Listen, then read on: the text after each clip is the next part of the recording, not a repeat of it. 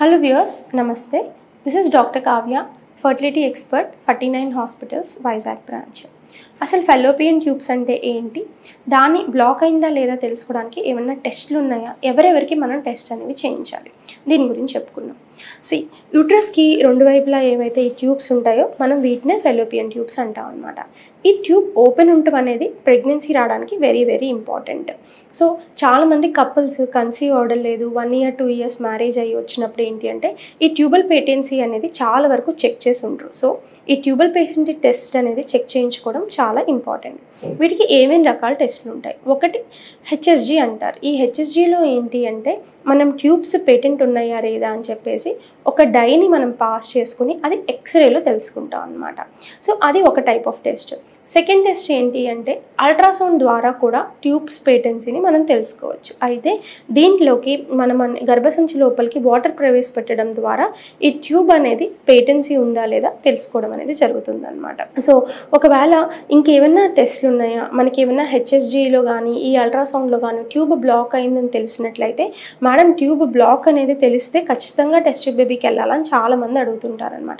ఒకవేళ ఈ రెండు పద్ధతిలో కానీ ట్యూబ్ బ్లాక్ అయింది అని ఐడెంటిఫై అయితే నెక్స్ట్ ఖచ్చితంగా ఉందా లేదా, లేదు మనం ట్యూబ్ ఓపెన్ చేయొచ్చా లేదా చూడటానికి నెక్స్ట్ టెస్ట్ ఏదైతే ఉంటుందో దాన్ని సర్జికల్గా చేయడం అనేది జరుగుతుంది. దాంట్లో ఏంటి అంటే లాప్రోస్కోపీ ద్వారా ఒక కెమెరాను మనం గర్భాశయం దాకా ప్రవేశపెట్టిన తర్వాత రెండు పక్కల ట్యూబ్స్ ఓపెన్ ఉన్నాయా లేదా చెక్ చేసుకోవడానికి మనం లోపల నుంచి ఒక చిన్న డైని పాస్ చేయడం అనేది జరుగుతుంది. అది మనం కంటితో చూడగలము లాప్రోస్కోపీ కాబట్టి. అసలు ఎక్కడ బ్లాక్ అయింది, బ్లాక్ అయితే మనం దాన్ని రిలీజ్ చేయగలమా లేదా అని చెప్పేసి లాప్రోస్కోపీలో ఐడెంటిఫై చేయడం అనేది జరుగుతుంది అనమాట. సో ఇవి చాలా ఇంపార్టెంట్ టెస్టులు. అలాగే కొత్తగా వచ్చిన పద్ధతి ఏంటంటే హైకోసీ అని చెప్పేసి ఒక మీడియం ద్వారా మనం అల్ట్రాసౌండ్ గైడెడ్గానే ట్యూబల్ పేటెన్సీని తెలుసుకోవచ్చు అనమాట.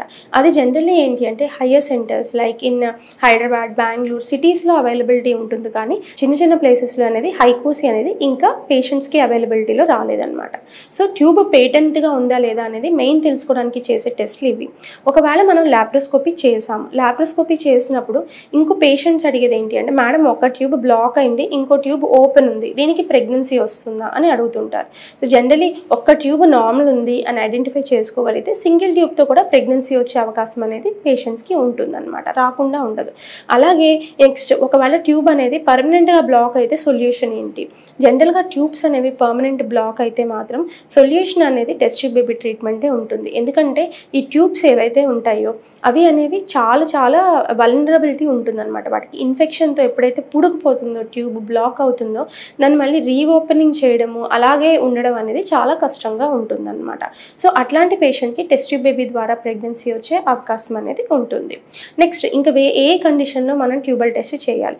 చాలామంది ఏంటంటే ఈ ఫ్యామిలీ ప్లానింగ్ ఆపరేషన్ చేయించుకోవడం ద్వారా డిఫరెంట్ రీజన్స్, బేబీ చనిపోవడం వల్ల కానీ లేదు వాళ్ళకి ఇంకో బేబీ కావాలి అనిపించడం ద్వారా కానీ రీకానలైజేషన్ని రివర్స్ చేయించుకుంటారు. ఆ రివర్స్ చేయించుకున్నప్పుడు ఏంటి అంటే అది అసలు రివర్స్ అయిందా లేదా, పనిచేసిందా లేదా అని తెలుసుకోరనమాట. అలాగే ఒక 2 years 1 year అలా ట్రై చేసేసి మళ్ళీ అప్పుడు వస్తుంటారు. సో ఎప్పుడైనా సరే రీఆపరేషన్ చేసుకున్నప్పుడు ఒక 2 to 3 months తర్వాత ట్యూబ్ అనేది రీఆపరేషన్ సక్సెస్ అయిందా లేదా అని తెలుసుకోవడం అనేది ఇంపార్టెంట్. ఎందుకంటే రీఆపరేషన్ సక్సెస్ అయితే మనం 1 year ట్రై చేయొచ్చు, ఏమీ కాదు. ఒకవేళ 3 నెలల తర్వాత రీఆపరేషన్ సక్సెస్ అవ్వలేదని తెలిస్తే మాత్రం అనవసరంగా టైం వేస్ట్ చేయకుండా మనం ప్రెగ్నెన్సీస్ అని ప్లాన్ చేసుకోవచ్చు అనమాట వేరే విధంగా. Okay, thank you.